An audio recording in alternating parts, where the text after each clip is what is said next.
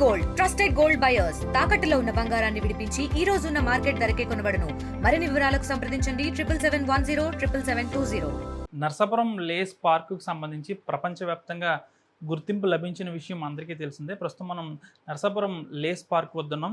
ఇక్కడ మనం చూస్తున్నవన్నీ కూడా మహిళలు, ఇక్కడ స్థానిక మహిళలందరూ కూడా తమ చేతితో కుట్టినవి. ఇవన్నీ కూడా దాదాపు వీటన్నిటికీ కూడా ప్రపంచవ్యాప్తంగా కూడా మంచి గుర్తింపు అనేది ఉంది. దాదాపు గతంలోనే ఈ లేస్ పార్క్కి సంబంధించి ఢిల్లీలో ఒక అవార్డును జిల్లా కలెక్టర్ నాగరాణి అందుకున్నారు. అయితే కేంద్ర ప్రభుత్వం ఒక పథకాన్ని అయితే అమలు చేస్తుంది. ఒక జిల్లా ఒక ఉత్పత్తి అనే ఒక పథకాన్ని అయితే రన్ చేస్తుంది. ఈ పథకం కింద 2024-25కి సంబంధించి రాష్ట్రంలో 7 జిల్లాలకు సంబంధించి ఈ లేసు ఉత్పత్తులు అనేవి ఎంపికయ్యాయి.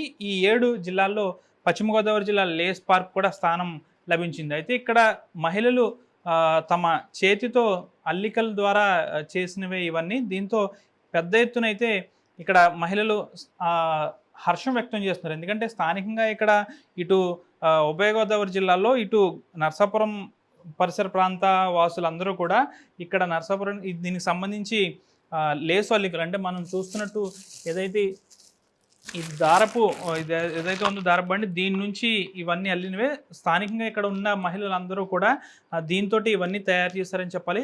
అందుకు అనుగా ఈ పథకానికి సంబంధించి ఒక జిల్లా ఒక ఉత్పత్తికి సంబంధించి ఈ ఒక అవార్డుకి అయితే ఎంపిక అవ్వడం హర్షణీయం. ఎందుకంటే జిల్లా కలెక్టర్ నాగరాణి కూడా ఢిల్లీలో కేంద్ర పరిశ్రమల శాఖ ఆధ్వర్యంలో ఈ అవార్డుని అయితే అందుకున్నారు. గతంలో కూడా ఈ లేస్ పార్క్ అయితే అవార్డు అనేది లభించిందని చెప్పాలి. పెద్ద ఎత్తున ఇక్కడ తయారయ్యే మహిళల చేత తయారయ్యే వస్తువులన్నీ కూడా ప్రపంచ మార్కెట్లో పెద్ద ఎత్తున గుర్తింపు ఉంది.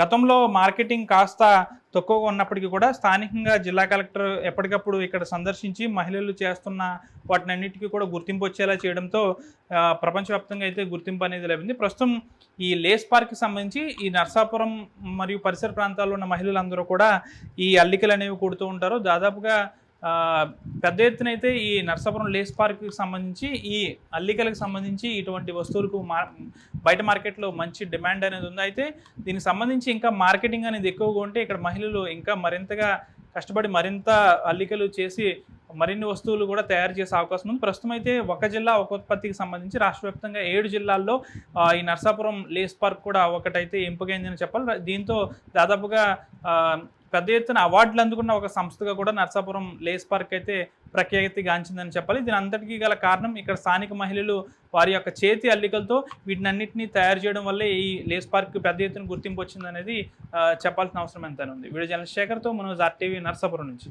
తెలుగులో న్యూస్ కి ఫాస్టెస్ట్ యాప్ ఇప్పుడు టోటల్లీ న్యూ అవతార్లో జస్ట్ 5 సెకండ్స్ లో complete news. Social media trends కి వన్ స్టాప్ సొల్యూషన్.